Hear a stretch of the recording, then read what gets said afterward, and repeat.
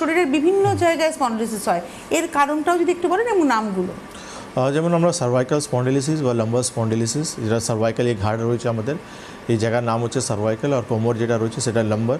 এই দু জায়গা আমরা স্পেসিফিকলি স্পন্ডিলিসিস পাই। আমরা থরাসিক স্পন্ডিলিসিসও পাই, কিন্তু এই লক্ষণটা হ্যাজ সাচ স্পেসিফিক কোনো সিমটমস আমরা পাই না, বা ক্লিনিক্যালি খুব কম আমরা পেশেন্ট পাই। কিন্তু সার্ভাইকাল অ্যান্ড লাম্বার পেশেন্ট খুব বেশি আমরা পাই, কেন এই জয়েন্টসগুলো খুব বেশি ইউজ হয়, ওয়্যার অ্যান্ড টিয়ার জয়েন্টস খুব বেশি ইউজ হওয়ার জন্য আলটিমেটলি একটা সময় পর আমরা এই স্পন্ডিলিসিস থেকে আক্রান্ত পারি।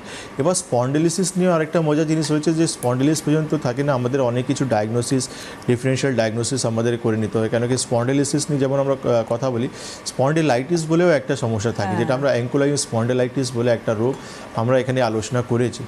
স্পন্ডোলিথিয়াসিস বলেও একটা সমস্যা হয়, যেখানে আমাদের ডিস্কগুলো একটা জায়গা থেকে সরিয়ে সামনের দিকে চলে আসে, যেখানে কিন্তু পেশেন্ট সেম ব্যথা, যন্ত্রণা, স্টিফনেস, সেম সিমটমসগুলো ফিল করে। তো এই জায়গায় হচ্ছে সব থেকে ইম্পর্টেন্ট জায়গা, যেখানে ডক্টরকে রোগের সিমটমস কাছাকাছি, নামও কাছাকাছি, রাইট। তো কিন্তু প্রত্যেক রোগে আলাদা লাইন অফ ট্রিটমেন্ট রয়েছে। আমি অ্যাঙ্কোলাইন স্পন্ডিলাইটিসকে আমি স্পন্ডিলিসিস মতো ট্রিটমেন্ট করতে পারি না।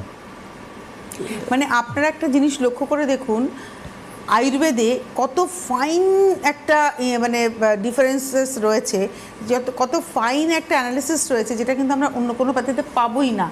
আমরা কিন্তু ওভারঅল স্পন্ডিলাইটিসও বলছি, স্পন্ডিলোসিসও বলছি, কিন্তু স্পন্ডিলিসিস, স্পন্ডিলাইসিস এবং আরেকটি কি বলেন, স্পন্ডিলিথিয়াসিস, এই তিনটে কিন্তু একই রকমের নাম, অথচ তার ট্রিটমেন্ট কিন্তু আলাদা রয়েছে।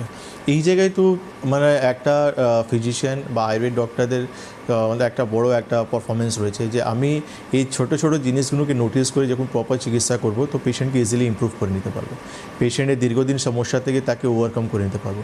আর যখন এই ছোটো ছোটো জিনিসগুলোকে আমি ইগনোর করব বা অ্যাভয়েড করব বা তাকে ওভারকাম করে চিকিৎসা করতে যাব, আমি পেশেন্টকে কোনোদিন সুস্থ করতে পারবো। পেশেন্টকে সাময়িক কিছু রিলিফ দেব, আবার তার সমস্যা কিন্তু আবার আরাইজ করবে, আবার প্রবলেমটা ফেস করবে।